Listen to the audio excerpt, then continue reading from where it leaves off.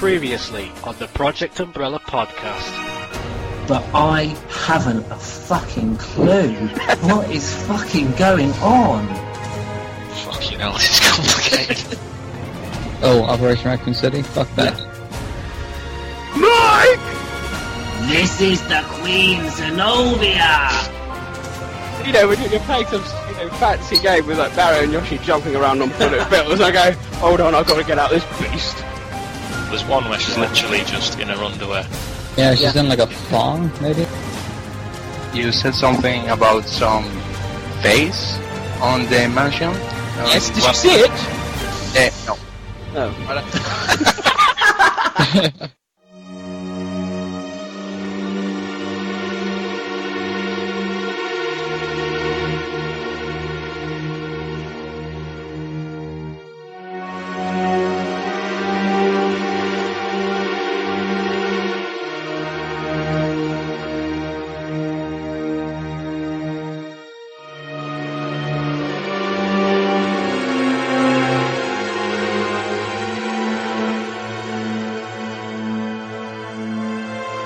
Project Umbrella.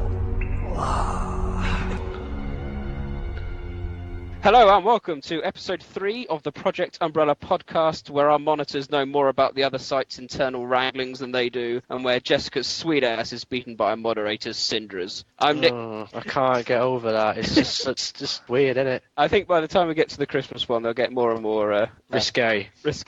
Anyway, I'm Nick, better known as Neptune, and joining me on the podcast this evening is Mr. Spencer. All right. The Batman. Hello. George Trevor. Good evening. Hello, everyone. And our special guest for this evening, it's Zombie Fred.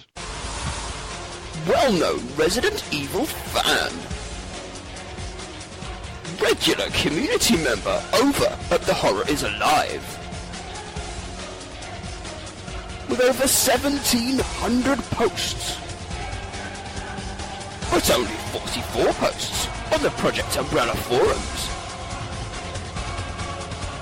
Access to Capcom press events. From South London, it's Zombie Fred. How'd he do?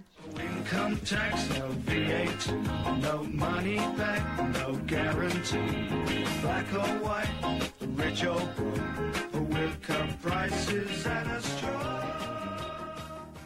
How'd he do? Excellent. Been a while. It has been a while. Right, coming up on today's show, we're going to be looking at all the latest news since the last podcast, and then we're going to have a long discussion on Operation Raccoon City, and it'll finish off, of course, with Neptune and Newsies' Biohazard quiz. Can I just say we're a bit thin on the ground here. We're missing Newsbot, who presumably has caught the Irish potato famine and won't be here this evening. Crack on with the news.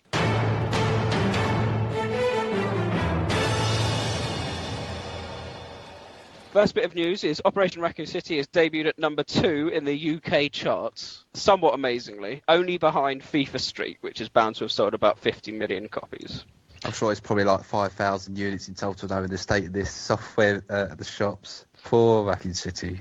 Well, that's the highest it's going to get on the charts. And it's only going to be there for like a couple of days before people realise, oh, it's shit. Why did we buy this crap? Why can't I just play Tsukum? I just got a mod with zombie skins. Well, we'll discuss all this later. That's just the news there. It's number 1 in America, though, isn't it? I think. Well, God they're idiots, aren't they? They're idiots over there. Americans and their guns, boys. Yeah. Well, the other bit of news, obviously, we've had a lot of reviews. I know The Horror Is Alive has put a nice review roundup of all the scores, and it's quite interesting, really, isn't it? There's lots of contrasting scores ranging from 7 out of 10 for both the official Xbox and the official PlayStation magazine, going all the way down to the 4 out of 10s. So I don't know how much the official magazines will pay by. Can I just point out the Metacritic score for Operation Raccoon City is about 51, 52. Now, that's quite bad, but think about this. Haze. Imagine how bad Haze is. That has a Metacritic score of 54. Higher than Operation Raccoon City. Clearly, Capcom wanted to sacrifice the reviews so they could get the Call of Duty sales. But there's no point in doing that. I'm going to touch upon this very briefly. There's no point in doing that because the reason why Call of Duty gamers buy Call of Duty and play it is not because it's a good game. It isn't. They buy it for the brand. They buy it because it's Call of Duty. Exactly. They're not going to buy, something that is like Call of Duty or maybe better than Call of Duty. They won't buy it because it doesn't say Call of Duty. It's a damn state of affairs with all these companies view it a different way. Oh well, looks like Capcom will learn their lesson financially. Oh yes.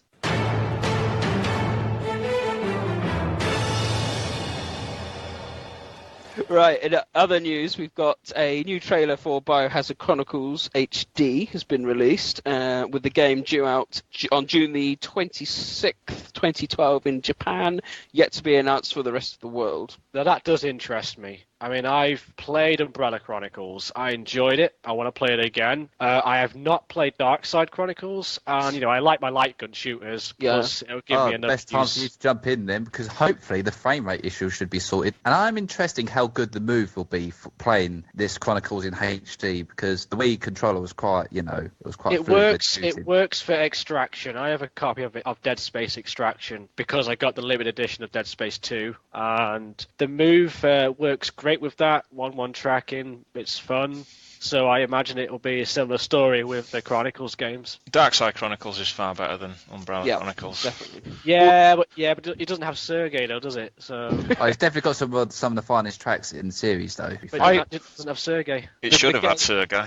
It should have, yeah. The gaming on Darkside Chronicles was better, but I thought Umbrella Chronicles offered more as a package, with having more storyline and, you forget things even like the secret stage at the end of the game. I was going to say, did any of you guys did that secret stage, actually completed that secret stage at the end, got to the really end and saw that weird capsule part? Can I just point something out here real quick? Operation Raccoon City was going to have Sergei. I mean, Capcom contacted him, but he refused to be part of it. Yeah, that's his double ganger. That's his stunt man. He had low times and had to cash in. No, that's Nikolai you're on about there. You know how they gave him scars in Operation Raccoon City? Because scars are so cool, right? Kids love scars.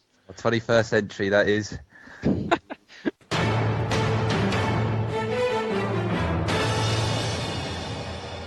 Right, moving on, the Biohazard Mahara Desire, thankfully, is going to be professionally translated and released into 10 countries of the 8th of June, but not England, not America. So someone's going to have to translate from either... Well, that's retarded. It's the most spoken language in the world. What are you going to do in Mandarin? Fair enough, but... I feel sorry for Paul there. At least he's got his money running for that, doing that. Oh yeah, of course. Yeah. Translations. Well, we've got it's coming. It's being released. Batman, you told me this information. It's coming out in Brazil, Japan, obviously, France, Germany, Italy, Spain, Poland, Taiwan, Hong Kong, Thailand, Indonesia, and Vietnam. Do you think Capcom has a thing against the West, considering all these weird fuck-ups they have done recently? Well, I don't know, but the good news is, Batman, you told me that the comic has been confirmed as canon on the website. We briefly touched upon this in the last podcast. Yeah, it's on the Capcom Japan Biohazard portal, and there's a blog by the main illustrator on there, and he confirms that it's part of the main series. And this is going to be a prologue, effectively, for Biohazard 6. It's going to have some link to it, yeah, I think. My hope is it's going to link in with Damnation as well, because there are hints. I know very subtle. We don't know until we see more of Damnation. Damnation's bound to be a link to Biohazard 6. That's probably why they've not shown anything of it yet. I'm sure it's probably the same connection how Resident Evil Generation was with Resident Evil 5. But it's really tedious, though, wasn't it? It's just like one shot at the end with a tricell. People picking up the G-Bot. Well, isn't Damnation set in an Eastern European war zone? Was there? That's the clue, isn't it? I mean, the 6 episodes of Mahara Desire is already available in Japan, and then we've got 7 episodes being released by the end of May, and then worldwide release from all the other countries is 8 days later. So that's quite exciting. I don't know if it's easier to translate from French German to English than it is from Japanese to English. Well, we've got a whole variation, so we can take our pick, boys.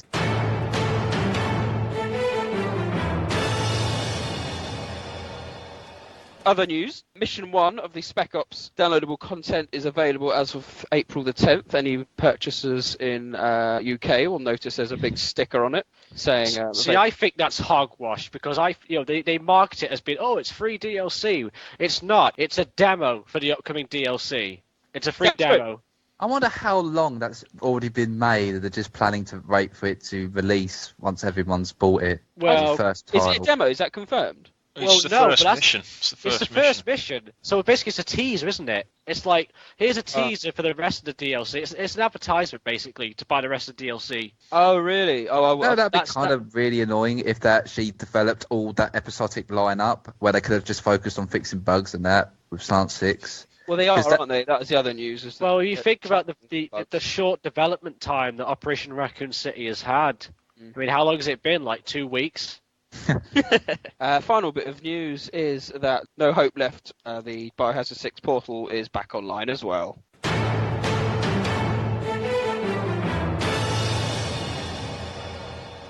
That concludes actual news. We can now move on to the rumour mill, for we have plenty of rumours come out. Bear in mind, it is April the 1st, but we won't speculate on bullshit. We'll speculate on confirmed rumours, if you know what I mean. We have a announcement of a potential new game for Nintendo's new console, the Wii U. Apparently, Capcom are releasing a launch game called Biohazard Mercenaries Bio-Ops. It's going to be a port of Mercenaries 3D. I'd imagine, yeah, I mean, that's... I imagine it's something about Bio-Ops. It's odd, yeah. I'm not sure. It's just a fancy little quirky name, but really it's just a port of Mercenaries 3D. Come on, this is Capcom. This is Capcom. If there's a new console, they will port it. Well, every time we do this, whenever they release a new game, we think, oh, it could be something new. It could be something new to the plot. But we never learn. We never learn. Next rumour that we have, apparently in the latest issue of Nintendo Power magazine, Mr. Kawata has teased... Dick.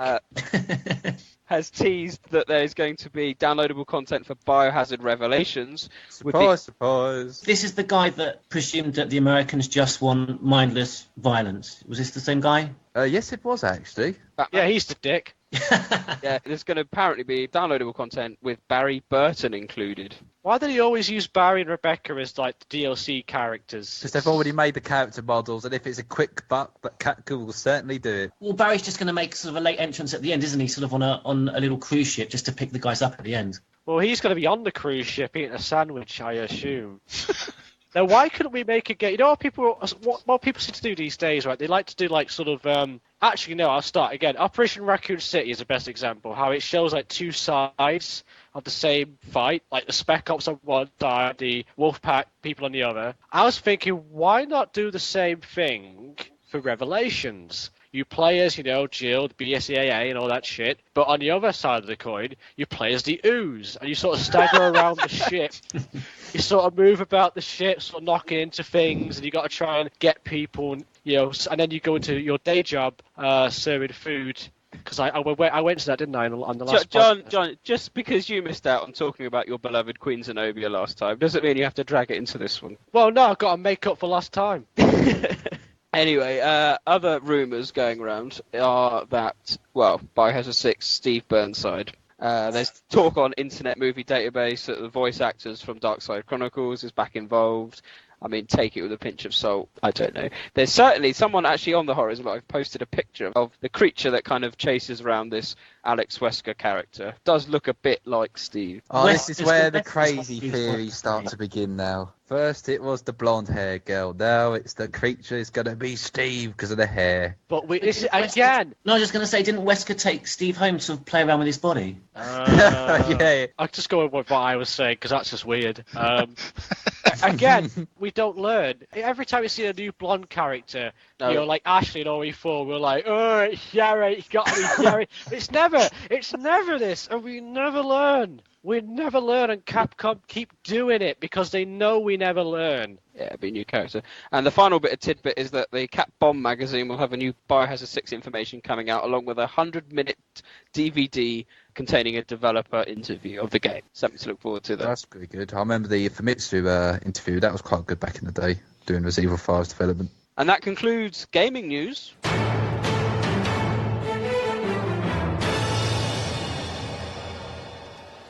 Any site news? Well, do we have any site news? What's been going on? We've had a few more site donations. I know Zombie Messiah kindly donated to the site, so big thank you to you. I just want to say, actually, I'll say it now, a big, genuine thank you to all of those people who donated to the site. Your donations, keep this place going. You really are. I mean, I've bought like 3 new games this week. So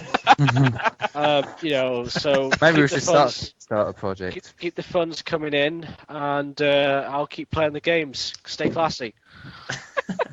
No, Welsh has been working on the Strange Beast of the Northern Sea translation. Oh, yes. Yeah. George, you helped with that, didn't you? Strange Beast of the Northern Sea. Sounds like pure self-insertion for Welsh. He is a strange beast. I had it down as Phantom Beast. Yeah, we did some translations with Resident Evil Centre, and I also tidied up just the grammar from some of their English translations. But we really only got as far as we did all the comic pages, which obviously just photoshopped the English translation over. And I know Welsh is hitting it hard, and I think he's doing the rest of the book.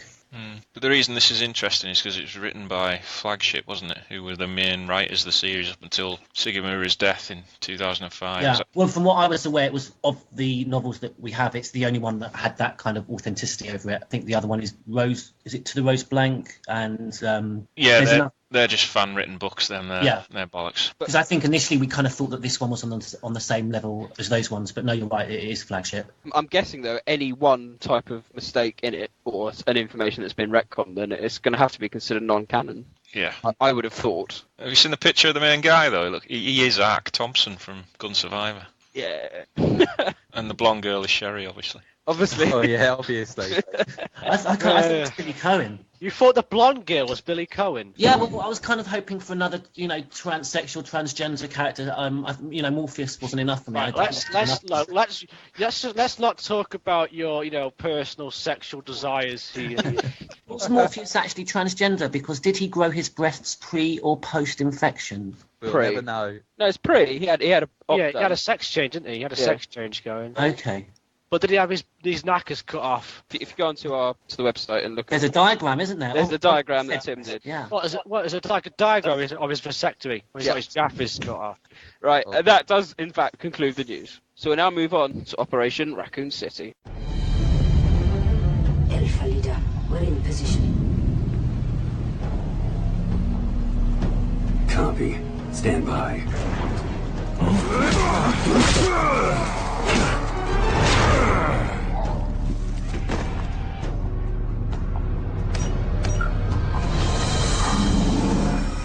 You guys must be the new Delta team. Report. Call me Four Eyes. At your service. My name is Bertha. Ready to play. Name's Belway. Nice to meet you, Mr. Death. Call me Lupo. Delta Team Squad Leader.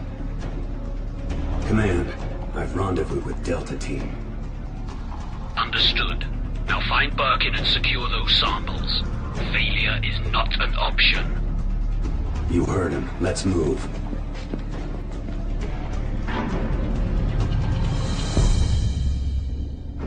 We're entering the lab of Dr. William Birkin, an Umbrella scientist attempting to sell classified samples of a weaponized virus strain to the U.S. government. You mean Umbrella's T-virus? No. This is a new gene-altering compound Birkin's developed. It's significantly more powerful, and he's in possession of the only known samples. There's a detachment of Umbrella's Biohazard countermeasure service on site who will likely try to protect him. They are unaware of this operation and are considered expendable. Aren't we on the same team? Couldn't we just pick up the phone and call? The UBCS are just mercenaries. They can be bought. We can't assume their loyalty to the company. So what's the objective? Intercept Birkin and secure the G-virus. Fun really begins. Right, okay. How did you guys enjoy playing SOCOM with the Resident Evil skin? I don't know. I've never played SOCOM, so I can't comment on Never that. played SOCOM? No. This is why perhaps my views on the game are a bit more lenient than others. No names mentioned, George Trevor. I have never ever. Oh, yes, I was going to tidy up some of those swears. Did you see the hate coming from that man? I've seen less hate coming from Israel and Palestine. I've never played a That's shooter fun like in the that. family, because I told you my son absolutely loves it when he should have been playing Lego Batman. Yes, in that game. Yes, or Lego Indiana Jones. But Lego Batman is good. I've never played SOCOM. Is it really exactly the same? Really, almost, yeah. Well, in some ways. SOCOM 4, yes. Because SOCOM 4 was more like fucking Call of Duty because they decided to go, what Capcom are doing now. They were like, hey, maybe we should market SOCOM, away from the tactical shooter crowd and more towards the, third-person shooter Call of Duty audience. The thing then that gets me is, I haven't played those games before, is why most of the frustrations that I actually had, and it's why I really did become so frustrated, is I couldn't sort of get on my high horse about canon issues and, inconsistencies with Resident Evil 2, Resident Evil 3. It was just basic, issues with frame rates, with the AI. If you're not playing this multiplayer, it's just a joke. So that was what was frustrating for me. They've obviously done this before, and it's just basic schoolboy errors. I can't imagine, paying 35 quid for a game that to me feels incomplete. It feels like half a game and you're paying full retail price for it. I've also noticed that Operation Raccoon City tends to be a couple of pounds more expensive than other new releases. I've noticed that on Amazon, on shop2.net. For example, Downpour will be about, £34, yet Operation Raccoon City will be like 36, 37. I'd really like to know how the QA went with this game during its development. Clearly, they must have had little children playing this game. What QA? What exactly. QA? They must have had children or some crazy old people, deaf, blind, armless, playing this. Because clearly, this game is not in a workable state. I was just going to say, initially there were question marks over the canon, but they don't even have that as an excuse because this lame suggestion that this is a reimagining, a what if. Well, put that to one side, and you're still left with a game with, like I said before, appalling, atrocious schoolboy errors. For example, I don't know if we want to go into this much detail yet, but the initial fight with Birkin, when he's wielding that chain bar. Me and Nick discussed this. Just you get hit once and it's game over. You don't even have the ability to escape from that. Now that's something that surely just could have been eradicated with one simple playthrough. It should be. I died so many times on that Birkin fight. If you don't get when you get knocked down, if you don't get a perfect shot onto his eye as you're getting up, you are down, bam, dead. That's not due to sort of our inefficiencies as game players. That's just poor, lazy, bad So programming. basically what you're saying is that, let's just take the fact that it's, Resident Evil and all the canon and story stuff aside, let's just move that to one side and look at it from a more sort of objective viewpoint. Exactly. That it's just, a video game. Just put it like, this is a video game. Let's just say it's called, Zombie SOCOM, right? Video game, new release, new IP called Zombie SOCOM. We play it, and what do you think about it? You'd go, that's terrible. Well, let's try and dissect everything. So we'll start with the characters, I think. If we could work our way through it that way, through the discussion of the game. What did everyone think of the characters that were involved?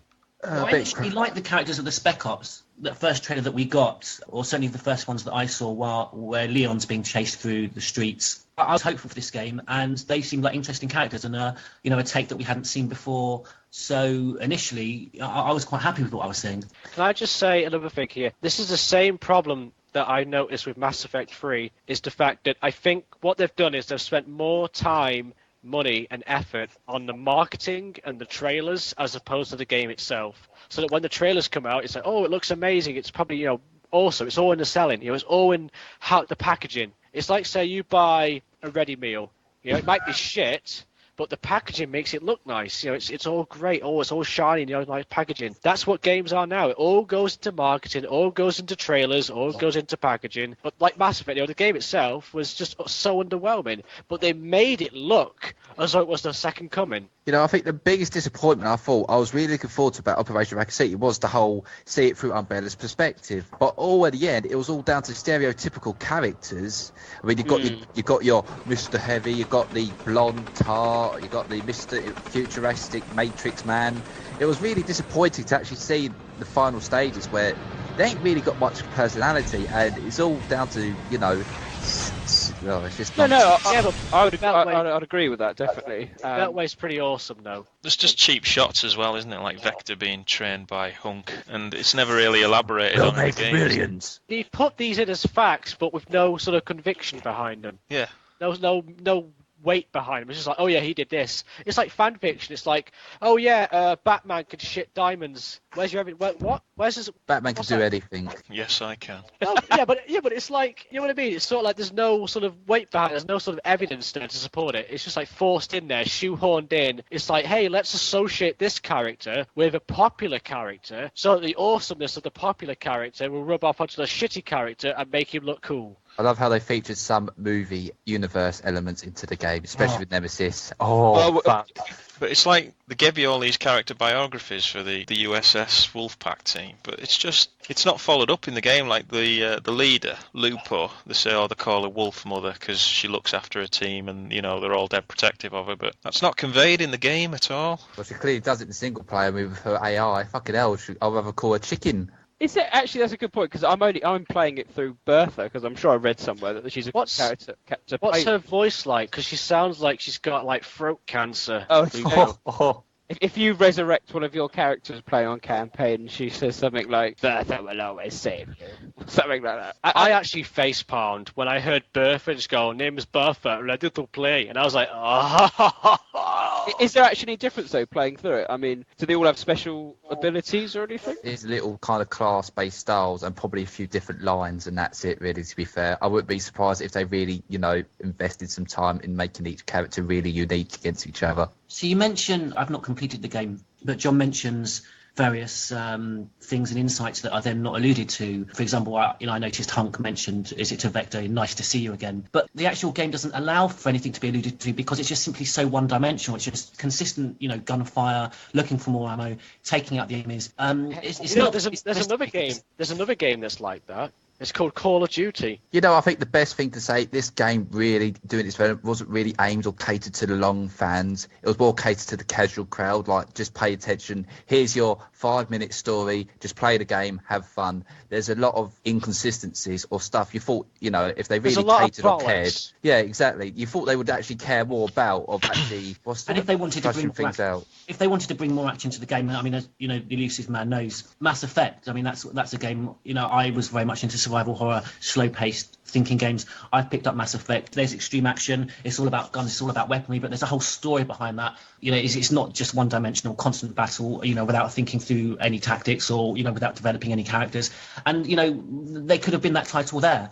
Obviously, Operation Raccoon City isn't that. And if Capcom want to bring more action into it and this more on going on about the market just not having the patience or the intellect to cope with puzzles, well then, bring out a game that's like Mass Effect. Obviously, at present, they haven't had the wit to do that. Well, I'd say one of my disappointing factors is, as we've already mentioned, is the lack of storyline. And when you complete a level or a mission, the kind of ending video, so to speak, is just like mission complete. And then you get a kind of like Paul Anderson style 3D pop-up of the city going, your next mission is at the hospital, and then it just kicks on. And you're like... Seen the end credits? Does he come up as a consultant on this game? So I wouldn't be surprised if he does. Oh, don't tell me he does. That'd be terrible. Well, moving on to the kind of enemy section, I mean, as with the Inserted Evil campaign, we learnt about the Nemesis beta parasite, and then obviously the game kind of got released, and we were looking at the Nemesis and how he has effectively turned into the movie Nemesis. Matt Addison, I believe his name is in the movie. There you go, that's my knowledge coming out. It was interesting, wasn't it? The Nemesis beta parasite, you thought, yeah, it's a nice extension on the Nemesis program, the Alpha Parasite and whatever, but then when it comes down to the game, it's just a little nudge to Resident Evil 4, isn't it? I think Kawata even admitted that. It's more of a homage to Resident Evil 4, the way it sort of cuts the head off and, you have these zombies running around with like a tentacle thing sticking out of their head. I'm not a big fan of these games, but the saving grace for me at the moment is actually the inclusion of zombies. I find fighting the Spec Ops to be pretty dull and repetitive. The zombies, I feel anyway, save the game from being so mediocre. I like the fact that when you're fighting the Spec Ops and suddenly a horde of zombies come in, they're easy to kill for sure, but... I think that's probably the most interesting original aspect of that actually gameplay formula is the whole zombies. You have to, really be careful, keep your wits to yourself. Otherwise, you'll just become, zombie meat. Yeah, and I like the fact that you have these antiviral sprays, and you've got to keep an eye on that as well. I like the zombie shield. I was playing last night with Project Omega. Apologies, Project Omega, for my appalling gameplay. But suddenly out of the blue, he just grabbed a zombie and, used him as a human shield. I like that. I haven't done that yet. Oh, no, yeah, you can definitely do that. He went up, which I thought was just for a personal attack, and he kind of grabbed him and then just walked forward. And, like I say, literally used him as a zombie shield. I like what Beltway does. He shoves a grenade in their mouth stuff and then pushes them away and they blow up. That's classy. Yeah. That kind of reminded me a little bit of Remake when you with the battery packs. Oh, yeah. I think you can stuff one in their mouth and then explode it with a bullet. You see, Chris and Jill were trying to pull that, but Beltway wrote the rule book on it. I've just done where I'm up to, the end boss of Mission 2, which is the onslaught of lickers. My son was telling me about the lickers as he's got further in the game than I have. How old is your son? Well, he's 10 and he shouldn't be playing the game. I thought he was playing Lego Batman and I'd left him. You know what? That brings back memories to our childhood being introduced to the series. Yeah. No, but think of the way his son has been introduced to the series via that. Well, that's the real crime right there. Give him a copy of Ori 2 and I'll always forgive him. Just try and repair the damage. It might be too late. Yeah. Well, that's the thing. I wasn't going to allow him to play Resident Evil for some years, but like you say, now that he's discovered it via that absolute turd, I almost feel like I've got a humane duty to show him the other games now. Why don't you go backwards from the worst ones to the better ones? So next you could give him Gaiden or something, and then okay, so yeah, Survivor 2. Yeah, gradually Whatever build. you do, George, make sure you get pillows just in case. What did your son think about Operation Raccoon City? Well, he really liked it, and he's not. There's the target audience. That he's a graphic fascist. If something's not up to date, he won't pass it any attention. So I was quite surprised that he enjoyed it. I sent Nick the MP3 of his little review. So I actually grounded him for 2 days, but said that if he made it a bit educational and wrote up a review for the PU podcast, then I'd only ground him for a day. It's going to be that played. Was pretty smart. Yeah, that's pretty smart. Yeah, that's good parenting. Good educational lesson as well. Good lessons. It's like, hey, don't worry if you just shot that man dead. Just write up a review of how he felt, and you can get away with it. And explain the morality of doing it. What other creatures are there? I mean, we've got zombies, criminals, hunters. There is dogs. Little parasite Metroid things that latch on your head. Parasites. The hunters were a good challenge in this game, I thought, if you're not too careful. But they don't react to gunfire. That's the annoying thing. Neither do the lickers. Neither do you, Batman. Neither do you. Now, can I just say, for this sort of game, I noticed, and again, I haven't completed it, that there seemed to be a lack of various weapons. There didn't seem to be a particularly, array of different types. Yeah, that's what I was actually wondering as well, because it's quite surprising, given the developer's background, with SOCOM, the whole military shooter genre, where they had lots of weapons. DLC. Yeah, of course. It's like you can only use a pistol and an assault rifle. Where's the classic shotgun DLC? Is that the case? Because I presume that was simply down to the fact that I'd only played... There is a lot of DLC, actually. I've seen a lot of DLC. Items. You never know, you've got to collect them all. I've seen a lot of DLC from different places that are, new weapons in the game, so presumably, there you go. I mean, but before we continue, though, I think at the moment we're being too negative. I think we need to provide some balance. I mean, this isn't Fox News, so play the review of a 10-year-old. Well, I spoke to Smiley actually, and he thinks that as you look at it for what it is, a harmless, mess around with friends. It's quite fun. That's the point. I mean, as I said, I've never ever played anything remotely resembling this type of game before, and I have to say it was. I find it okay. As a spin-off, it's perfectly enjoyable. It has its glitches, but I can get past it. It's certainly no worse than some other Resident Evil spin-offs. But again, I mean, it's a bit of harmless fun with friends, but then again, you might as well play Left 4 Dead, which is, in my opinion, superior. Maybe, but, I think actually one good benefit to say is how they actually gave Raccoon City a bit more character. They added a bit more to it than usual. I thought that was a nice thing to have. That is a very good point. But it's not Raccoon City. No, well, hold on, John. For the first time ever, I think, in playing a Raccoon City game, I feel that it's actually the whole city's overrun with zombies. Because I thought you were going to say you found a toilet. No. Pipe dreams are good. No, obviously because of the fact it's on the PlayStation and Xbox as well, but you can get so many zombies on screen. It's the first time you feel that, the population of Raccoon City is 100,000 people. In Outbreak, you get maybe 10? Maybe that's because of the benefit of being a third-person shooter and that kind of perspective, especially taking the use of today's technologies, they're able to implement that sense of, scale compared to the previous titles where it was all more isolation, they've got to try to keep it horror. This one, it was full-blown chaos, which was quite a good advantage when given the genre, so at least that's one perk to add to it. I'd agree. I thought it felt actually like Raccoon City was fucked. We're talking about locations, actually. We're talking about the building structures and probably a good opportunity to talk about Birkin's lab or the Hive. Oh, fucking hell. Oh. Sorry. Because, you don't actually get to see it, do you? There's that ridiculous sort of mechanic where you're meant to, the hunt goes in first and you're left at, on the other side of the door. So I don't know, was that just they simply couldn't even be bothered to show you what it looked like? Wait a minute, in Ori 2, how many USS people went into Birkin's lab? There was more than 2. No, There was only just 2. Yeah, John's. I think there's only 2 that went to actually retrieve the sample. The rest was waiting in the sewers. Has that been consistent throughout the... No, not in Operation Raccoon City. It was a bit fairly different. So basically, what they tried to make it fit. Here's what I think, right? They tried to make it fit into the canon, but they realised they fucked up on the research majorly by, going to the Ori Wiki, which is a very reputable source of information. And when they realised they fucked up, Capcom were like, "Hey, hang on a minute, you can't say this is canon because you've got all these discrepancies here and these inconsistencies." You go, we're making a what-if scenario. That's what we'll do, yeah. We can always accept it as a parallel universe. The same for the films. We won't tell the fans. We have to find out for themselves. That's what I said in the last podcast. If they come out from the beginning and just said this is our take on it, take it with a pinch of salt. I think that anger certainly. I've been all right. That's fair enough. You've been honest with me, yeah.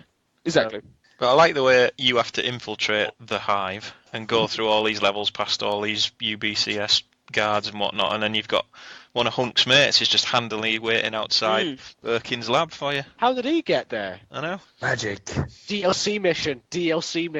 You play that guy on his way to the lab. The most unanswered question, Resident Evil, how did that guy get there? Now you can play it at only $4.99. Which is the same level, you just go through it backwards. For 10 minutes. It's all mirrored. The environments are mirrored. Now, I haven't got to the P15B warehouse. What's that like? It's a shithole. It's a typical Umbrella lab where it looks like a warehouse and it's just got a ridiculously large underground lab that's about 8 miles deep. Another one? Yeah. Why? Well, why not? It's Umbrella. They got a fetish for the stuff. Is that an April Fool's? Is this whole game an April Fool's, right? It doesn't really exist, right? The whole game. I thought it was meant to be the Dead Factory, but it's not. It's actually another facility called the P15B. That's nice of them. Well, you know what that links into, don't you? Them fucking up again with the cannon. No. Trying to backpedal. Well, in Resident Evil Confidential Report. He's plugging his shit. There's the Next, he's going to promote his bloody report that he wrote. He's going to you could read about this in my article I did. You can find it on this link. Well, another thing they produce in this warehouse is the official Resident Evil Monopoly game. Do they? Yeah. Actually, we could quickly move on to the DLC. There's future DLC, and we do finally get to see the Tyrant versus Spec Ops fight, which I know it's not canon, but that's quite a nice touch that actually decided to bring that in. But it's not really accurate, though, is it? Because the Spec Ops were all wiped out before they could use the railgun, right? I don't think that's ever... I say that was open up for interpretation, really, to be fair. But didn't Newsbot mention something like this? Well, yeah, Carrie more or less confirmed it in his interview that the Spec Ops never got to activate the rail cannon. Ah. That's more canon, obviously, than... But it's nice that they're actually doing that, because we've all theoried about it, obviously. Oh, slant 6. It's actually real Capcom's fault, really, because they've actually had the producers and everything supervising this game. What the hell were they doing? Not a lot, obviously. What did everyone actually think of the graphics in particular? It's not too bad, just average, what you expect for a modern shooter, I guess. I don't know, how does it actually compare to a similar game of that nature? Well, if there's one thing I will give them credit for, I thought the artwork was nice to actually see in the game. It did have that grittiness that, the city's dead. The city was alive once, but not anymore. So it's definitely got some good artwork and that, but I would say that's probably more to Capcom's credit, because I do believe they stated that they did have lent some of their art assets and stuff towards the game for Slant 6. I mean, the outside streets, with the cars on fire and the blood everywhere, that looked all right, but some of the interior levels looked a bit bland. Yeah, I also noticed that when you're fighting a big group, sometimes the zombies are quite blurred when they're close to you. Did anyone else notice that? No, I think that might have been more of probably a bug or glitch, with how probably the engine loads all the enemies, because there's so many enemies at once, so it's probably just a bug. I have encountered that a few times though myself. A quick question, George, actually. I'm sorry for bringing this up, but Is it all right with you if you send me that copy of ORC? Yeah, I got it from the Batman. I mean, like you said, we'll hand it round like a dirty mag. A dirty magazine. The boys will hand it around. I'm a little bit embarrassed to have it, so with Batman's permission, I might send it on. But just make sure your mum doesn't find it. Hide it under your covers. Just slip it inside a porn mag to avoid the embarrassment that you've got. It's like, hey, what's that you got in there? It's a porn mag. It's a porn mag. It's not. Oh, I see. I promise. I'm not playing Operation Raccoon City. It's sort of like broken voice. It's going to be one of those Indiana Jones with the big paradox box opens and we all just melt. No, that's called the Ark of the Covenant. Get it right. Oh, sorry. I don't pay much attention to those. It's been years. You should. What other glitches has people found? There's one that clones your character, so that makes like 5 of your character appear right next to you. Clone. Oh, really? Yeah. So you could do like a dance musical. Oh, I think my favourite one was just when you shoot all the standard enemy soldiers, and he just keeps running at you, not doing anything. He just keeps running. He's like, where the hell is he running? I've had 2. The only one, I think Smiley mentions it as well. On the opening episode, you need to go into one room before you fight Birkin, and then 3 of the characters just will not move. And I don't know why. I found that whole fight with Birkin wasn't just poor development programming. It was most of it appeared to be a glitch. The fact that when you're hit, you don't move sufficiently far away from him to be able to avoid any subsequent hits. So, that was a pretty major glitch. I've had zombies randomly appearing as well. I'm just going to check on my array of pizzas. Yep, go on. What about the soundtrack? What did everyone think of the soundtrack, the music? Yeah, some good ambience. Something you expect for Resident Evil title, I guess. It had a couple of remix tracks from Resident Evil 3 as well, didn't it, I think? Oh, did it? I was going to ask, because I didn't really notice too much of it, and I was actually wondering whether we're going to match up any scenes from RE2, RE3 with, some of the, more famous tracks. Oh, don't give them that much credit. Yeah, I guess there were 5 minutes or so in there. But this is I think this is the overall thing, because we said we didn't give them credit for doing enough research, but they've obviously done some research to learn about stuff like the Nemesis parasite, the fight that they're going to have with the Nemesis in the Dead Factory. The Tyrants in the Dead Factory, and maybe even the remix music as well. And yet they had the opportunity to actually make something that fitted in with the canon if they really wanted to. Yeah, so here's a good question for that. How the game was released, consider it stated that there was so much, with all the DLC that came in. How would you prefer? Do you reckon it would have been better if it was an episodic release, where it was a lot cheaper, and every episode of the release they responded to the feedback and tried to fix things, as it were? Would you prefer that method, or the crazy state as it is? I like a hard copy on a disc. I do like to own a disc. I don't like downloads generally. I imagine it would have been better off if it was in the cooker for a little bit longer. Yeah. Or they did a lot more QA, or I don't know. Dare I say it, You're right there. I mean, they do need to be on a bit longer. Wait, what? You're talking about the game?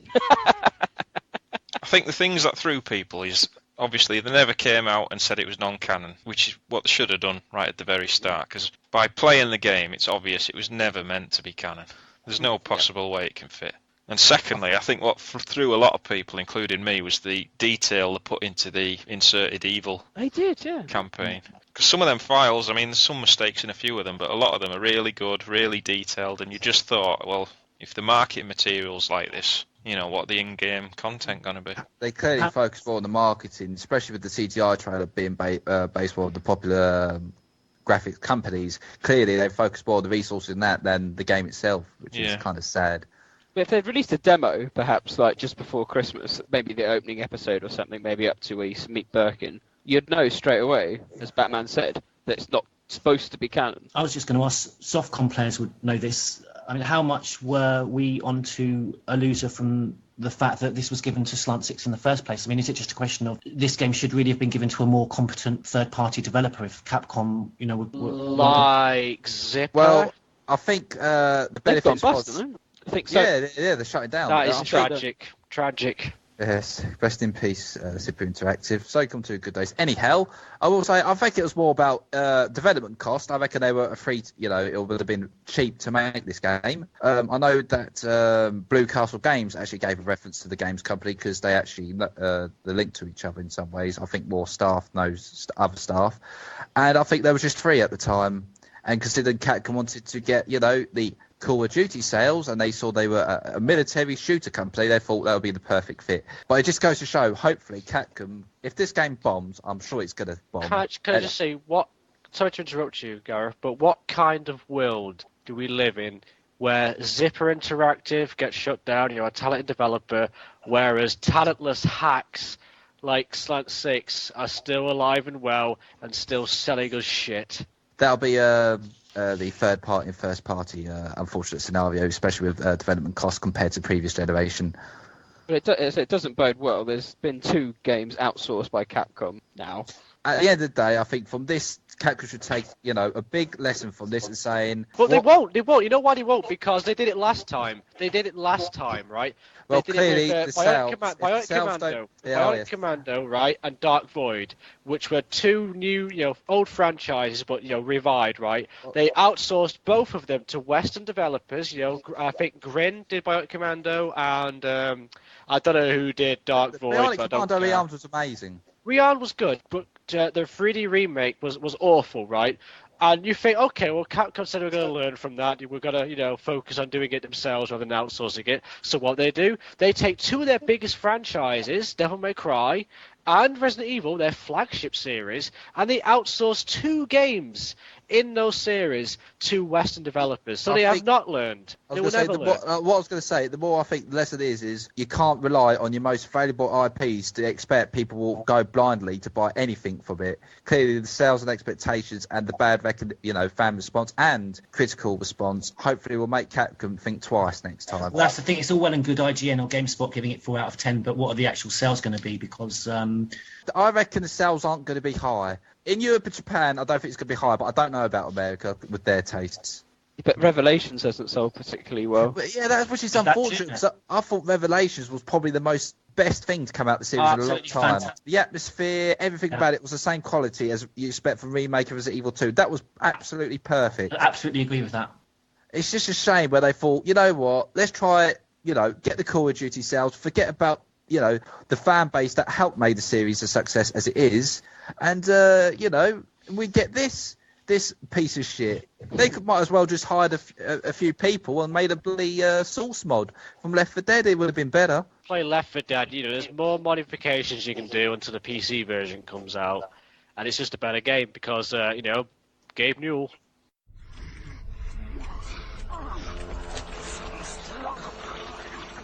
No time for samples, Four Eyes!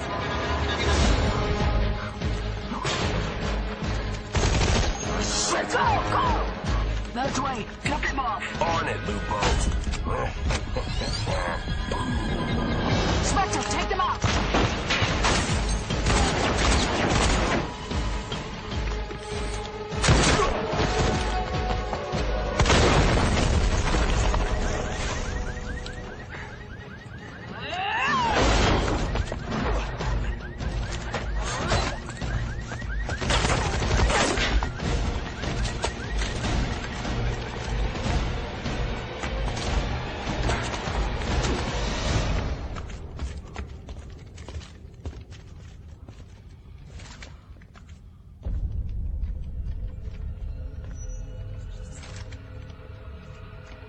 If he keeps bleeding, he's gonna attract the entire neighborhood. Quiet.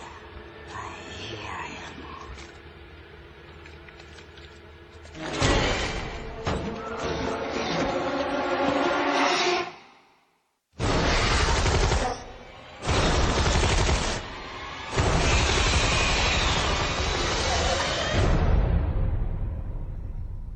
Okay, and now we're going to look at some call-ins that we've had. Thank you to everyone that has. The first one comes from... Well, actually, no, I'll let George introduce this one. Thank you. Well, we had to search far and wide for some positive remarks on Operation Raccoon City. The first chap who did put a positive spin on the game has unfortunately been institutionalised. And this second person we've managed to find in a primary school. It's my son, George Trevor Jr. Let's have a listen. I really like Operation Raccoon City. It's a really fun game. I love all the characters, especially Vector. The objectives are fun but challenging, and the graphics are awesome. Oh, bless. You sound younger than your own son, George. Well, his mother was a Geordie, so yeah. Crossbreeding. We have to query your parenting for giving an 18-year-old rated game. It's 15. 18. Wait a minute. It's 18. It's 18. Oh, Wait a minute. And he told me he was playing Lego Batman, so... Was playing Lego Batman. So lovely call in there from one of our younger listeners. So he raises a good point, Jacob. The graphics are quite good on Operation Raccoon City. Yeah, I think I was a little harsh on it in my rant that I posted at PU. It is a little too dark and dreary, I find it. It took me ages. I tell you what, in the office room of the City Hall, it took me ages to find the D5. Yes, the last pitch one. black. Yeah. That's exactly the trouble we were having this afternoon. Can I just ask, the data pads that you collect, these aren't files, are they? Are these just bonuses? Yeah, there's no files in the game, unfortunately. Yeah. No, I was just going to say, I got a little excited when I presumed there weren't any files, and then I started finding these, these data pads around. I got excited when I could get bonus XP points for the typewriter. There's three typewriters in the game. Oh, right, okay. I found the... Well, it almost sounds like what you're describing it sounds like they just put things in that are iconic, just so that, like some people go, oh, it's a typewriter. That's iconic to the series, but it doesn't really do anything. It reminded me a bit of Outbreak File 2. Yeah, but nostalgia is not enough to sell a game. Yeah, but as I say, it reminds me of Outbreak File 2, when you get you're in the police station, and there's the chest where you obviously trying to sell a game based on nostalgia. One thing I did actually grow to like, and I almost felt like a hypocrite disliking it at first, was the almost non-reaction of the hunters and the lickers to the gunfire. But then I was thinking back to sort of previous concerns I've had with Resident Evil games, where these bows that are meant to be, the pinnacle of biological warfare, and they can just go down so easily. I mean, the tyrants, as we all know, are pretty useless. So no, I almost felt, well, actually, this is how the hunters should react. They should take an enormous amount of gunfire before they even react to it, if to kind of prove the point that they are successful bows. But yeah, it would be nice if they actually reacted to getting hit, though. Yeah. Let's be honest, even Ganados reacted if they got shot in the leg and that kind of things. And did you find that the hunters sometimes just literally used to run around you, not even bothering, almost as if they didn't even realise you were there? A lot of reviewers picked up on that. Yeah. How many Easter eggs did you find? I've not found any yet. I haven't completed the game. I haven't got that far.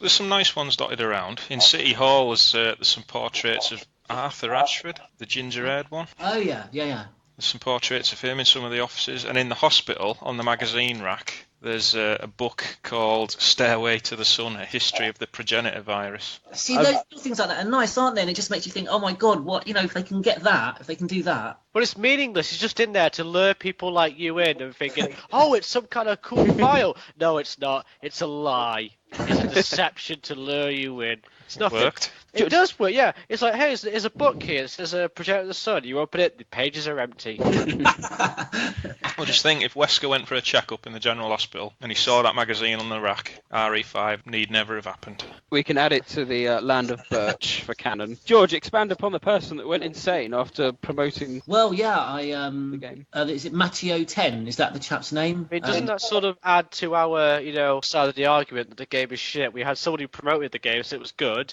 and look where he ended up. He's nuts. He's insane. I mean, the sheer weight of criticism against it literally turned the poor chap completely mad. And the other person that liked it is now bankrupt because he invested in their Slant 6 stock. Exactly, yeah. Well, for people that don't know what we're talking about, let's have a listen to that call-in. This one comes oddly from Mr. Spencer, Unsmiley, and Eternial. He gets everywhere, that Mr. Spencer. Yeah, let's have a listen. I'm Mr. Smiley, joined by the lovely Annette Turnell. I'm Mr. Spence. I'm just here. As for me, I'd like to give a quick shout-out to the guy at Capcom Unity, or whoever it was that signed my Revelations copy. Thank you, guys. Never really thought you would actually do it, but what do you know? Miracles can happen. So we're talking about Operation Raccoon City because I feel like a lot of people are kind of harsh on the game right now. And some people have good reasons, but I feel like it needs the other side. It needs an opposing view to kind of let you know where it also stands as far as what the game's off. Some balance is what it needs, is what you're saying. Well, somewhat. I mean, it's like balancing a penny to a roll of quarters right now. There's a lot of people slamming this game, and I don't think a couple people who were entertained by it are going to make much of a dent, but I've been hearing a lot that they're doing well globally in its first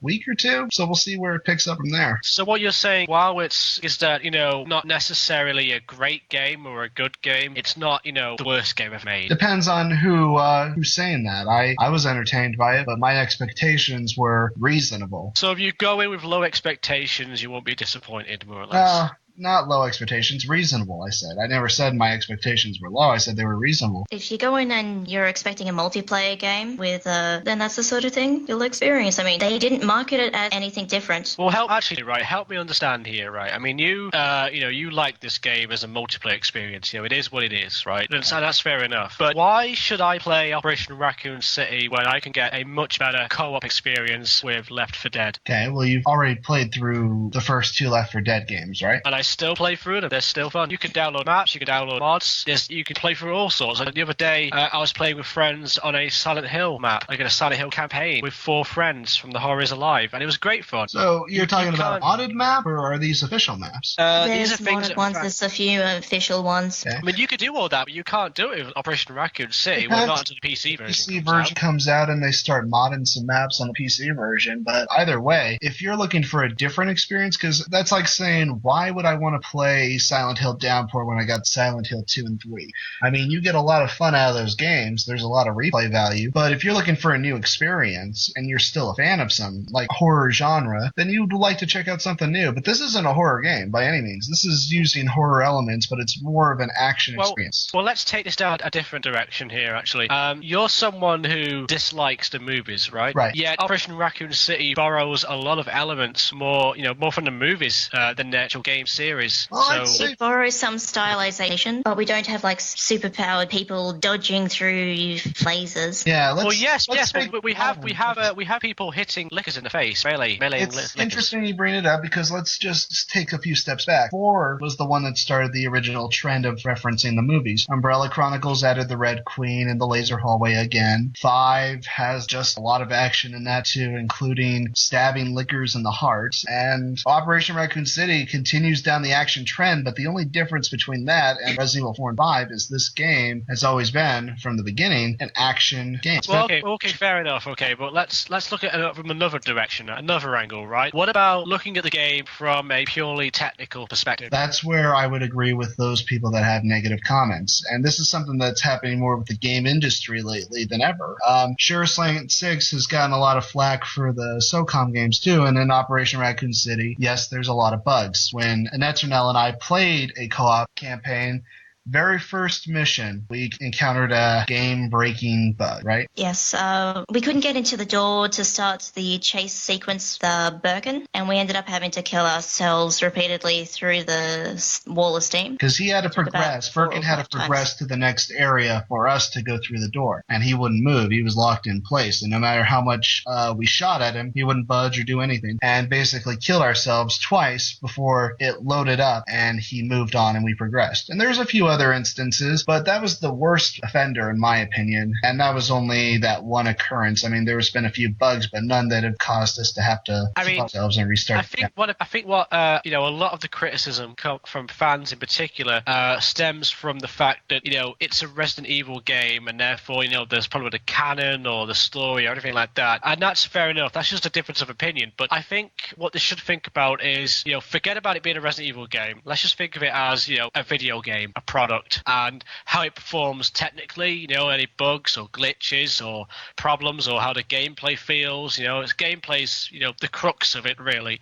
And I've heard that gameplay is very shallow. Compared to the recently released Mass Effect 3, which also featured multiplayer, the multiplayer between Operation Raccoon City and Mass Effect 3 is fairly technically similar. It has some good features, though. Let's talk about some of them. The basic features that most multiplayer games have, like let's say capture the flag. But in this case, they tie it into Resident Evil, and that's really what it sells on, is the fact that people are aware it's a Resident Evil game. I mean, we can't just take Resident Evil out of the picture. This is partially part of the Resident Evil saga, and what it is it's a spin-off. It's non-canon, so you can look at it like Gaiden, for instance. Different gameplay all around, but because it has those Resident Evil roots, newcomers either way won't care. They're gonna get a 4-player co-op action game. Fans are the ones that are gonna pick up the little tidbits, like capture the flag, only it's done with G virus samples. You're collecting G virus samples and taking them to your own little side, and those are where the fun really kind of relish. When you're playing Heroes mode, newcomers aren't going to care what character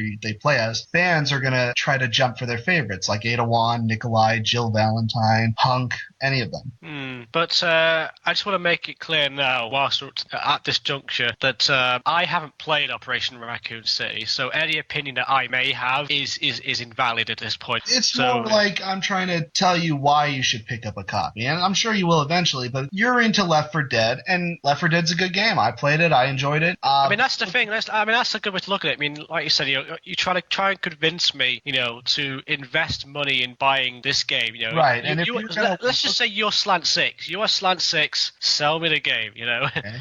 Capcom gave us the rights to make our own Resident Evil game. We're working with what we know best, and we're going to implement that into Resident Evil. Now, I don't know who's been saying that it's part of the story, but it's not. It's our own spin-off. It's our own canon. We're even allowing you to change it. And it's going to be action-packed, so if you're expecting a survival horror game, don't expect that. I don't know what his name is, but I'm pretty sure he said at one point that it fits into the canon. We've had marketing people and people that worked in Capcom give false information on some of the previous Resident Evil games. If you're going to worry about the action trend, you should worry about Resident Evil 6, because we've had a Capcom producer on Revelations and a head of marketing in the UK both say they're trying to appeal to the Call of Duty fans and trying to get those numbers, and it needs to go in that action direction. What separates 6 from Operation Raccoon City is that Operation Raccoon City is its own spin-off made by a different team doing what they do best, and 6 Well, they don't do it best. They don't do it best because Slant 6... No, let me, 6 is made by Capcom, and that's their main series. That's the core of their series. It's not a spin-off. It's a numbered sequel, and they want to go that direction. You have to start somewhere, and then you have to work from that. Now, obviously, there's going to be bugs in Operation Raccoon City, too. I'm guessing that Slant 6 has a lot to work out and sort through in that department. But making a game's not an easy task, and they probably didn't have the same resources that Capcom did. Now,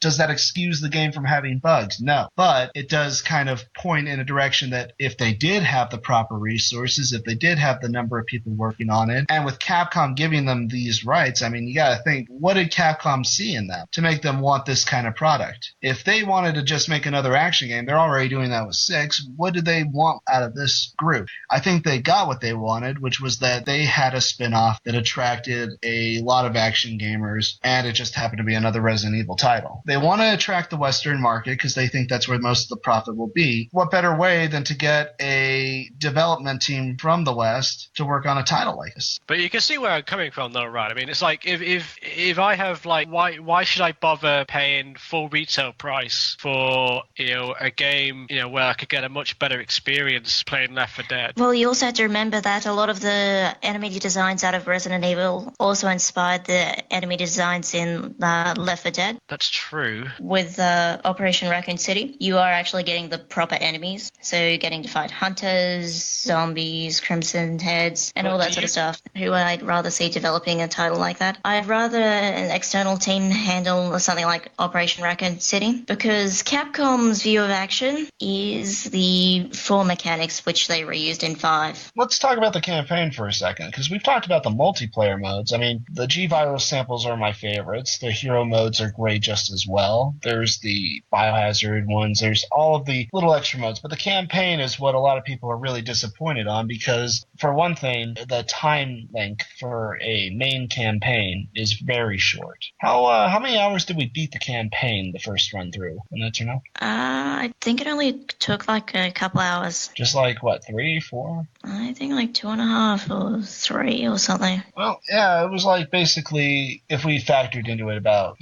probably not much. I mean, I thought it was a little bit longer, though. So would you say that the game has a lot of replay value? Not a campaign.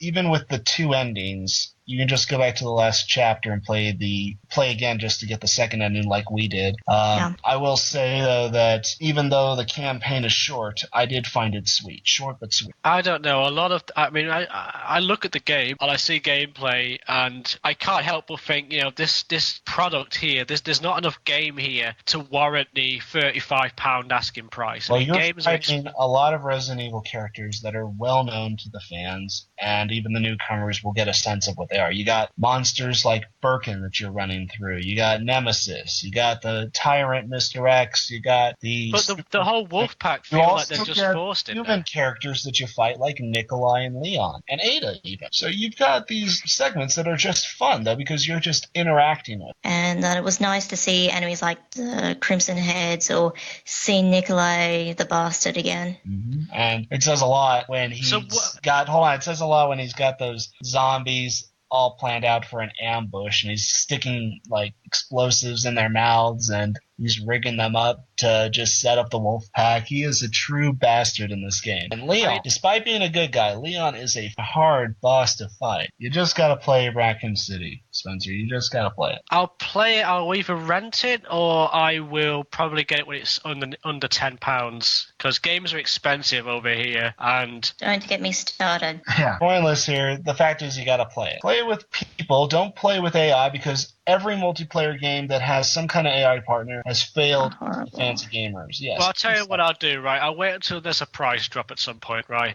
And I'll pick it up for the PlayStation and I'll play it with you guys. How's that sound? Sounds good. Yeah. Well, I don't want to keep up everybody at the podcast, so we can go through like some final comments. Do you have anything to say? I'm not a fan of shooters, but I found Operation Raccoon City, despite the bugs, to be fun. Oh, yeah. What I was going to mention was, in regards to Operation Raccoon City, you yourself have a personal stock, rather, well, if you're promoting it, I have to provide some, political balance here. Well, who's promoting what here? I don't know what you're talking about. We're just saying play the game and see for yourself. Exactly. Well, actually, no, Smiley, because you've actually got an ulterior motive for promoting this game. For those listening, this man actually bought... No, we're going to talk about this. You bought pretty much bulk stock of Operation Raccoon City, right? Okay, for those that don't understand what we're talking about, I had keep in mind, this was back when the 15th year anniversary trailer came out. They hadn't even promoted Resident Evil 6 or even talked about an actual legit release. So, naturally, I inherited some money and I wanted to make a big investment here. And I was really banking on Operation Raccoon City. But you gotta understand, Revelations and Operation Raccoon City were the big titles coming out this year. One was for the 3DS, which at the time wasn't selling that well, and they overpriced Revelations to $50 initially. I just thought that I stood my chances with Operation Raccoon City because it was 4-player co-op, it was on the PS3 and 360, and I thought it'd be at least a couple years before another Resident Evil game came out on the consoles. So how was I supposed to know that? But why didn't you do any sort of put any thought into this? Why did you do no research? When you look at Slide 6 as a company, yet you still bought... I don't know, how many... obviously you bought in bulk. I don't know where you got the... I don't know where you got the capital for it all from, but you put this investment in, yet how many copies do you have of this game? Right? Okay, I put over a couple... at least 1,000, maybe a little bit more than that. So I've got... Where have you got so many copies from? How have you...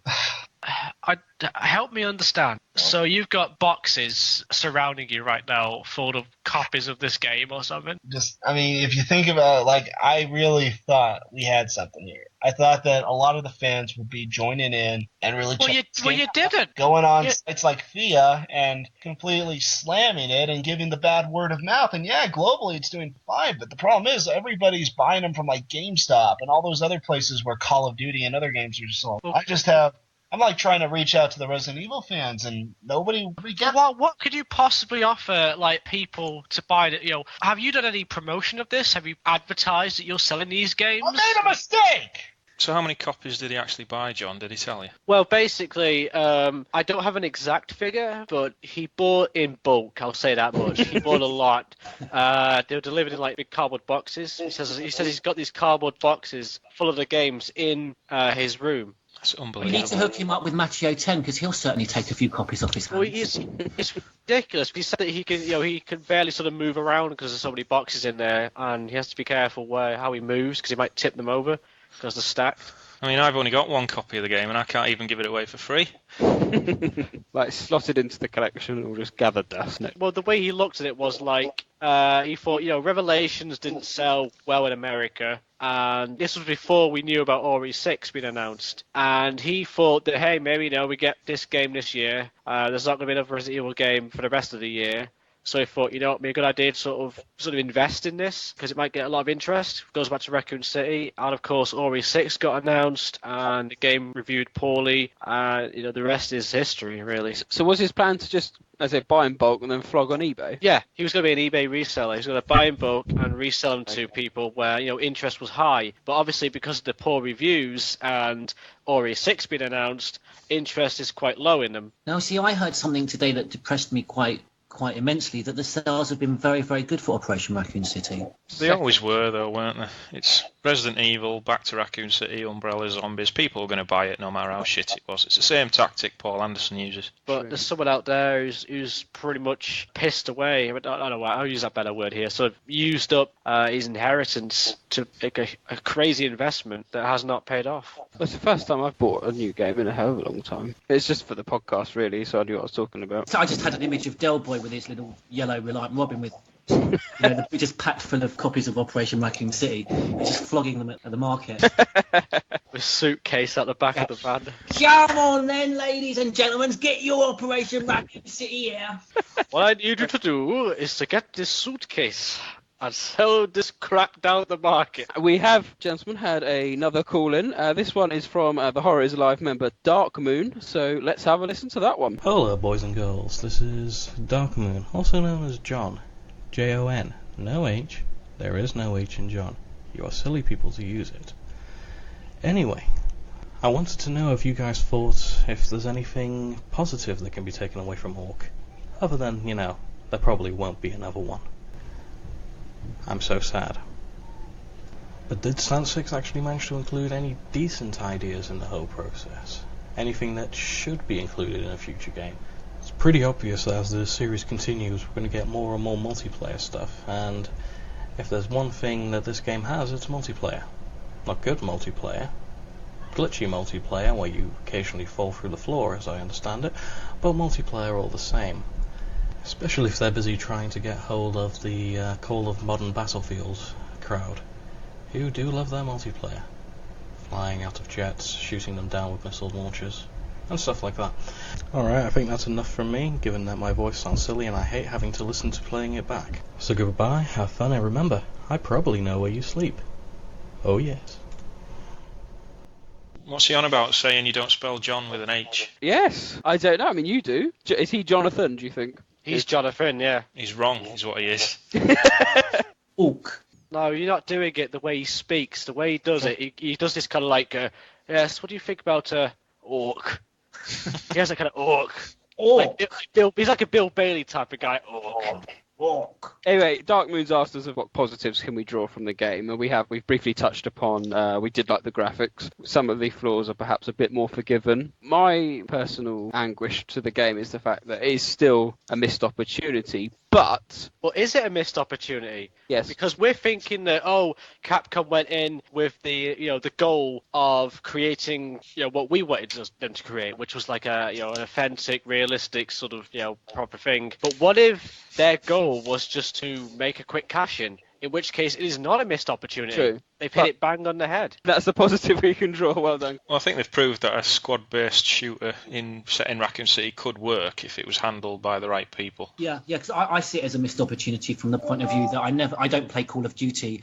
I'm not a particular fan of those games. I wouldn't have expected to have enjoyed that type of game, but as John says, a squad-based game in Raccoon City. But as I play Operation Raccoon City, I can feel myself, hankering for a good quality version of this game, and I would enjoy it. Because, at the end of the day, I can go on and on about survival horror and the slow pace of remake. But in that sort of environment, you know, in zombie-infested Raccoon City, it is going to be fast-paced. It is going to be intense. And so, yeah, from that point of view, I do think it's a missed opportunity. You know, Capcom are going through an experimental stage right now, and they don't know what to do with the series. Now, they've lost a lot of their talent in the late 90s, early 2000s, and they're not sure what to do with Biohazard.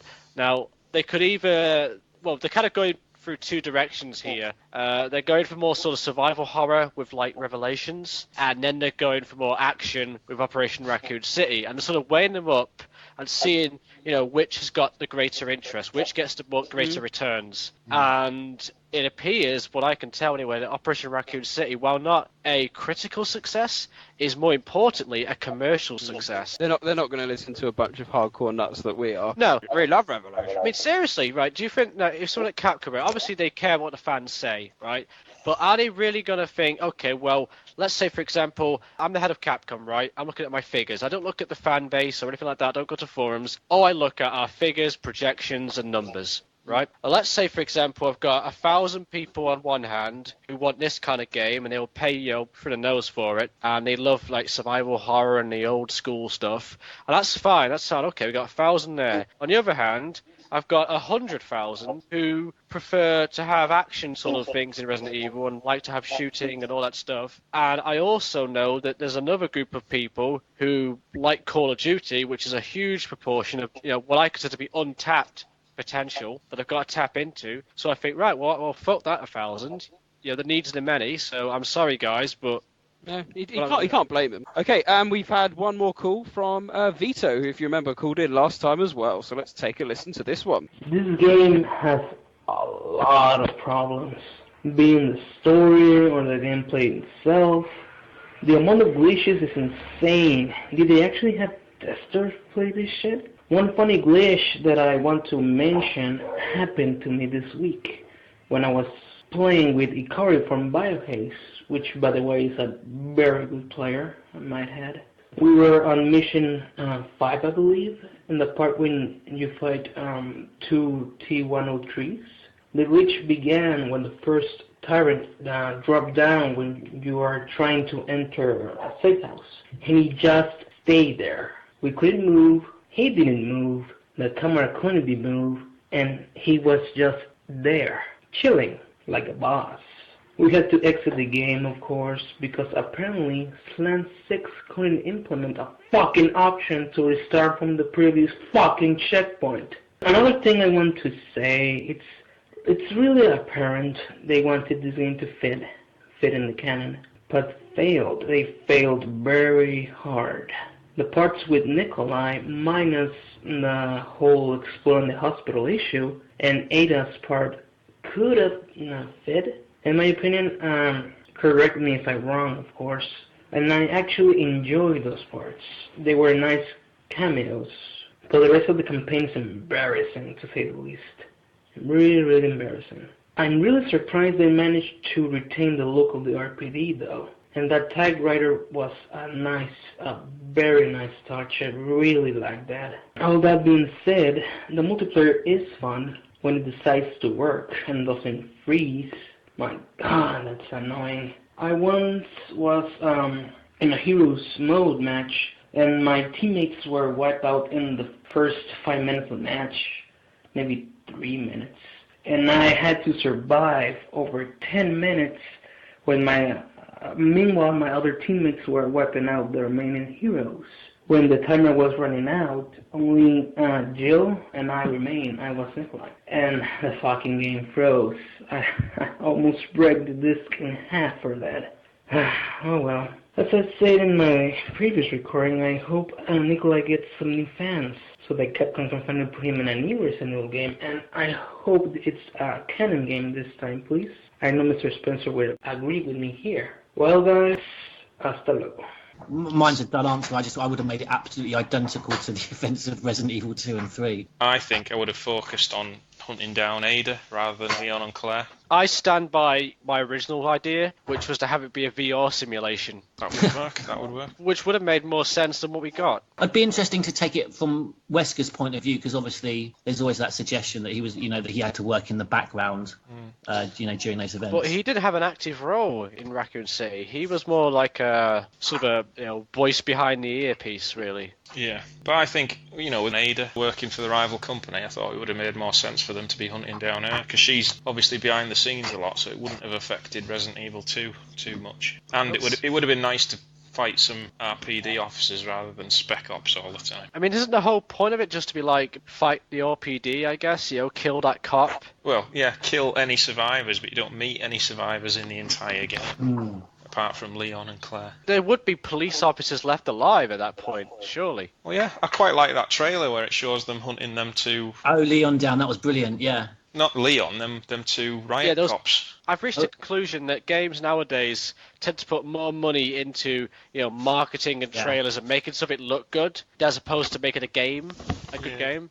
So as long as they sell it, they make it look good. And say, oh, that looks good, I'll buy that. So you buy it based on what you see in the trailers, and it could be shit. Oh, fuck. Time, oven, pizza.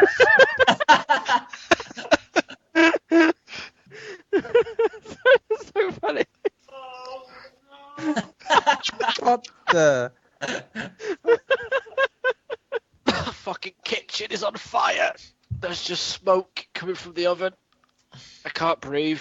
Oh. Would it have been a lot easier just if you cooked something fresh? Has anyone got any other points they'd like to raise about Operation Raccoon City? What's the multiplayer like? I haven't played it actually. What's everyone? George, you've said you've played it with Project Omega. Yes, I completely embarrassed myself with Mr. Omega, and I'm sorry, did I fuck something up here? No.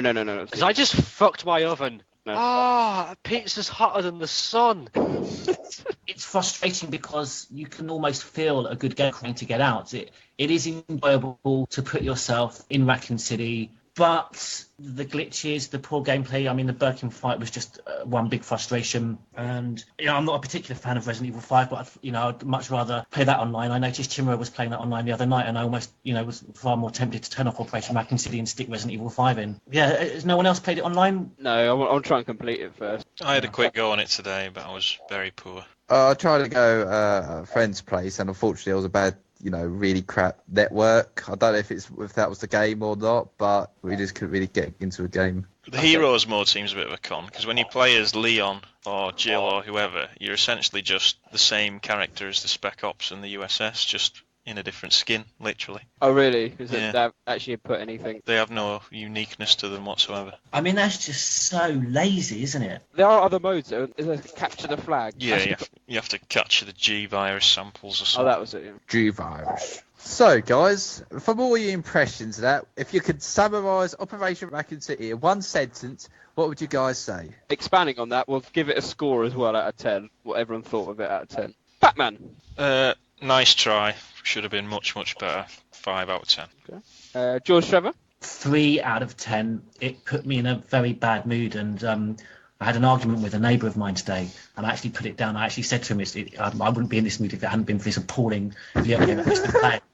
Fucking brilliant. Operation Raccoon City ruined my day. Zombie Fred? I appreciate the journey. It has been fun, but not again. 4 out of 10. Right. And finally, Mr. Spencer? I don't know how to play it, but his pizzas are nice. Oh dear. I would say, if anyone's interested, I would say fun, but ultimately £15 or $20 game. Too repetitive for my liking, and I'll be generous, but I feel it's a fair 6 out of 10 from my point of view. Ooh. I know very generous. It is generous, but until something really annoying happens glitch-wise, it's getting a 6 in my book. And that concludes our discussion on Operation Raccoon City. I hope everyone's enjoyed it. What we're going to quickly move on to now... I just feel like I have to take a shower after that. You're so dirty. We're just going to have a quick chat before we move on to the quiz about the comments made by... Oh, Batman, you're going to have to help me here. What was his name? Who? No. Sorry, I've stopped listening now. So, the history of survival horror guy. Oh, yeah. Kawata, Kawata, yeah. Kawata. Yeah, a very brief discussion on what everyone thought about that. And Dick. But does he have a point? I suppose is the question you Well, could no, ask. he doesn't have a point. He doesn't. This is the dick, yeah? Yep. Okay. Well, I think as Operation Raccoon City and hopefully the sales for said game will be testament to the fact that he's severely underestimated the wit, sophistication, and intelligence of the common American.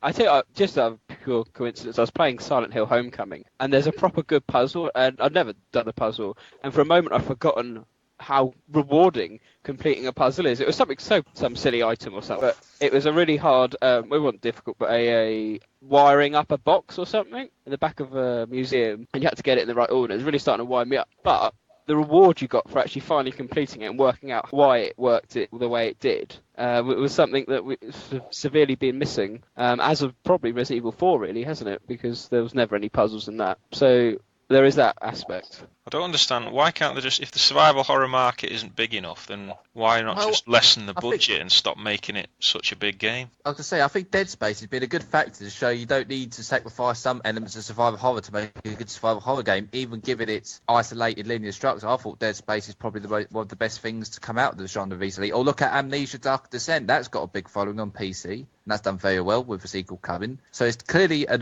market for survival horror still. Very true. I don't know that game. Is something good? It'll shit yourself. Okay. Play at night time with lights off, surround sound headphones, make sure you have the doors locked. This is like listening to Michael Caine. It's like, yeah, make sure you have the doors locked. You know, blow the bloody doors. So we're discrediting everything Kawata said. What about even from a business point of view? Do we think he's wrong? Well, thinking of the business side of it, look at a game like Dark Souls. Now that is a very hardcore game. You know, the difficulty in that is it's a really game that you're going to die a lot, and that's a series that's made, you know, Dark Souls made over 1.5 billion units in its first month or first few months, and that game is still selling well, and that's got a big community, and that's only going to get bigger. So there's always a market for everything, even the music genre that's died after a while. That's going to come back. Look at fighting games. Look how when Capcom rebought Street Fighter 4, look how huge it's gotten. There's always a market for anything. It's just a matter of really bringing the quality and the word of mouth, and you're fine. Right, and on that note, we'll move on to Neptune and Newsy's Biohazard quiz. 5 questions, 3 participants, and 1 topic. It's Neptune and Newsy's Biohazard quiz.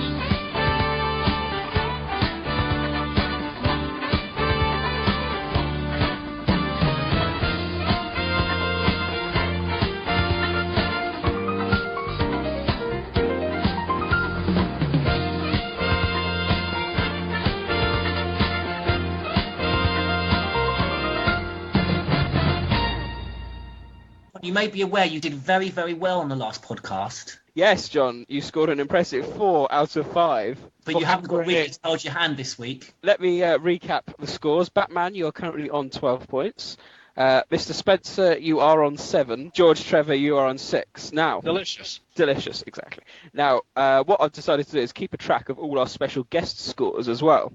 And then at the end of presumably December, when our podcasts accumulate, so to speak, there can be an award for the highest scoring guest podcaster. So Ridley is actually also on 4 points as well for bringing in 4 points for Mr. Spencer. Yeah, him. He cheated. So Zombie Fred, you can have a go at the quiz and see. Oh, God help me! And see how well you get on, and you could join on the score list, a bit like Top Gear, I suppose. With reasonable price car. Exactly. So, Zombie Fred, do you know the rules? Can you please go through the rules for me? That's fine. I'll ask 5 questions. You should probably write them down. A consonant, please, Neptune.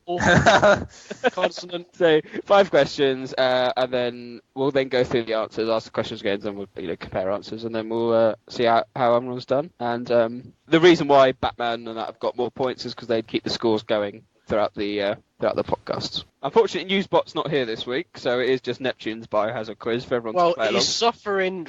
Well, he says here he's got like aches and pains, a shortness of breath, he's cold all over. That's the symptoms for social ineptitude there and shyness. Right, desktop's clear. Let's crack on with question number 1. This is a question courtesy from Ridley. What is the name of Barry's wife? Who's this to? Me? There's everyone. You just keep quiet, but you just write it down, the answers. Don't say anything. Barry's wife. Is it Kathy? Oh, for Christ's sake. Oh, fuck.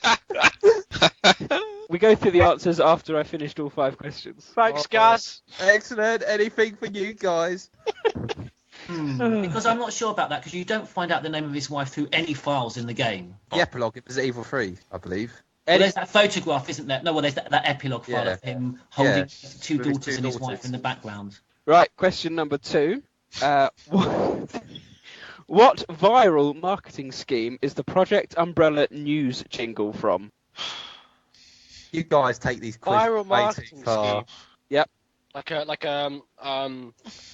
Yes, like a viral marketing scheme. what jingle was it? The Project Umbrella jingle? The news jingle. Okay. Moving on. Question number 3. What is the name of the bartender of Jay's Bar? I'm afraid, George, that is an outbreak question. No, it's okay. Just a little clue for everyone. There's no second name, so we're just looking for the first name here. Okay, so everyone can put down an answer for that, and we'll move on to question number 4. This is a revelations question. The Montpellier University discovered the Abyss virus at 9,000 metres in the Kermadec Trench. What expedition number was this discovery made? You dick. You son of a... Everyone got an answer? Yep. Good stuff. Question number 5.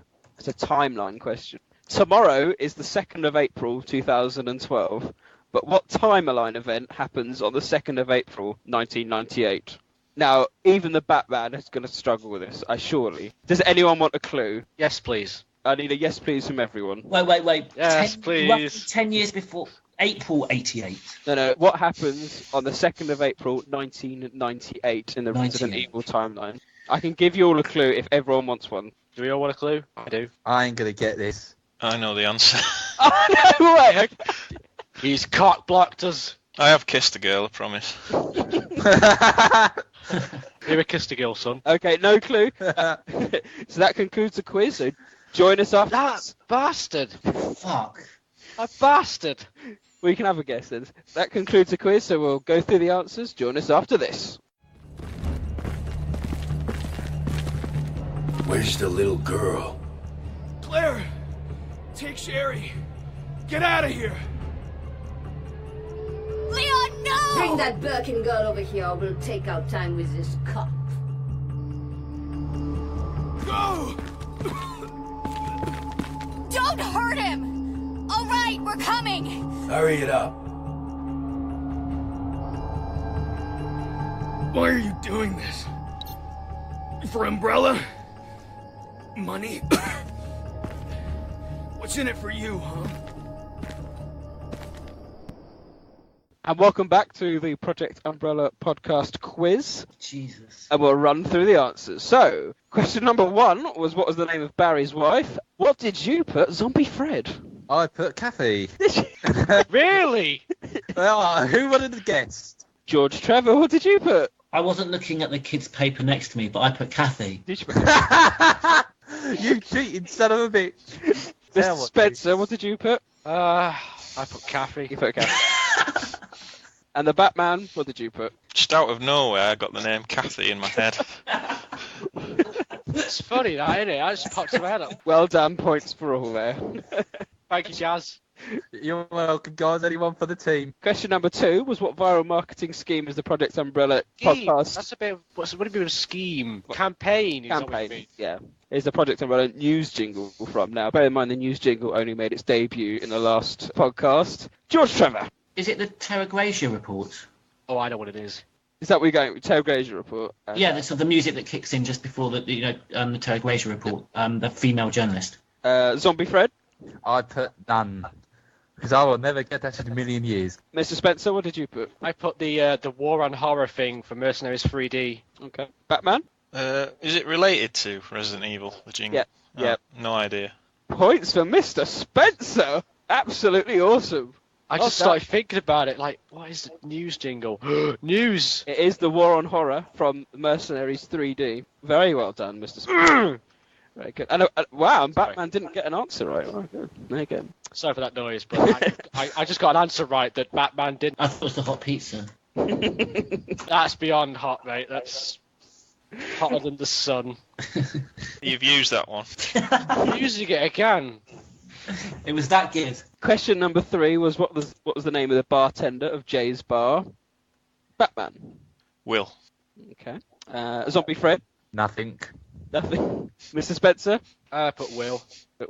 George Trevor. I didn't put anything, and I'm going to question Mr. Spencer there.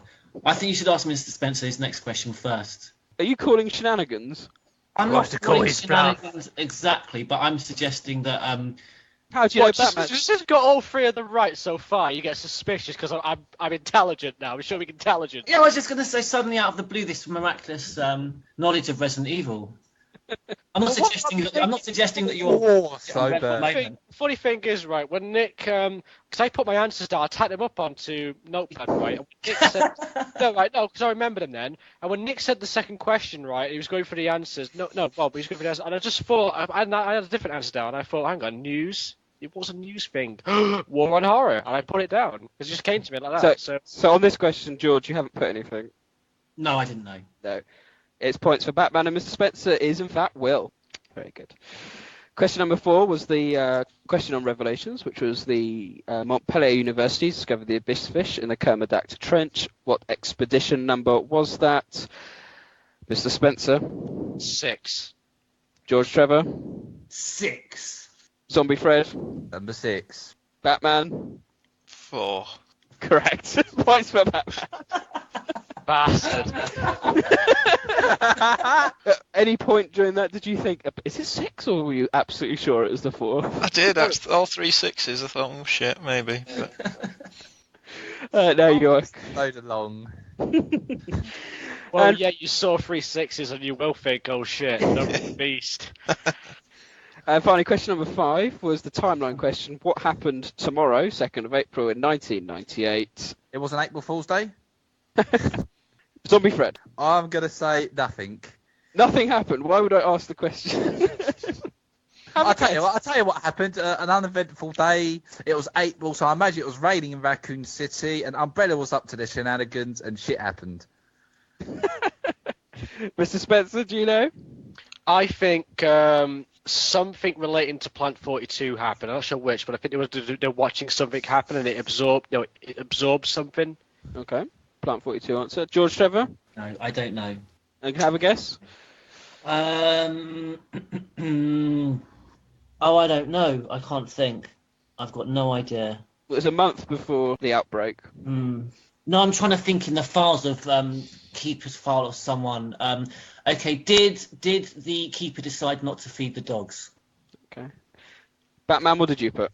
I put it was a newspaper report on contaminated local water supply in Raccoon City. Well, he's got the point, because that's too specific, isn't it? It's too detailed. I only know that because I've been working on that part of the timeline recently for Biohazard. That's awesome. That is correct. So Unbelievable. I got lucky with that one. Did get lucky with that one. Very well done. And that concludes the quiz. So who has won this, Mr. Nick? Zombie Fred, you got 1 point. George Trevor, you got 1 point. Mr. Spencer got 2. 3 points, because I got Kathy, Warren Horror, and Will. Oh, you did? Sorry, yes, correct. Sorry, 3 points. My mistake. That's all right. Batman, you got 4 points. Which means, Batman, your final score after this podcast is that you are on 16 points. Mr. Spencer, you entered double figures on 10. George Trevor, lagging behind on 7. And Zombie Fred, you join the guest leaderboard bottom with 1. Excellent. The way I like it. The underdog. Well, thank you very much for listening to the quiz, and we'll play again next podcast.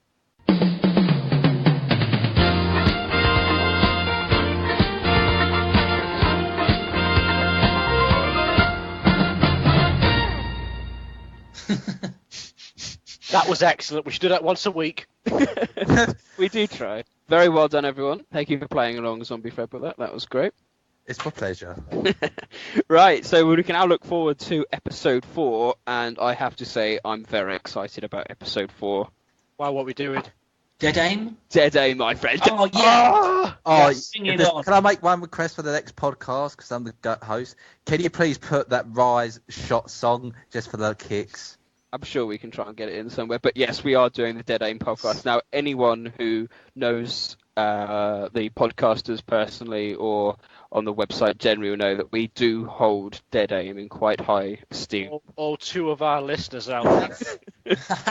But the chap that wrote the Dead Aim editorial on the P podcast, is it El Bestado? Tim, yeah, El Bestado, yeah. Yeah, well, we've got a special guest lining up. I don't want to say. What kind of monster would be against Dead Aim? Yeah, exactly. What kind of person who hates gun games? A person that hates life. Against Dead Aim.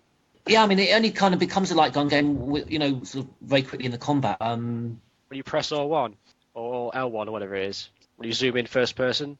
Yeah, well, it automatically goes into first person. Did any of you guys play it actually with the gun or the controller? Oh, no, I've not got the gun. I think we should reserve a lot of this chat for the actual podcast, but that's... I said we're trying to get that done by the end of the month. Batman, have you got any dates? No. Hopefully by the end of April. It's April the 1st now, isn't it? So 2nd. Second. So that's going to be something to look forward to. Also by then, of course, the downloadable content for Operation Raccoon City will be out, so we might have a quick chat in the news section about that. Disc-locked content. And on that note, I think we should end the podcast. Thank you very much for listening. So I'd like to say a special thank you for Zombie Fred for being our special guest at such short notice this evening. Thank you very much. Now I'm going to go to bed because I've got work in the morning. It's goodbye from me, Neptune. Bye from me, Batman. And it's goodbye from me, George Trevor. It's goodbye from me as well, and Mr. Spencer. Stay classy.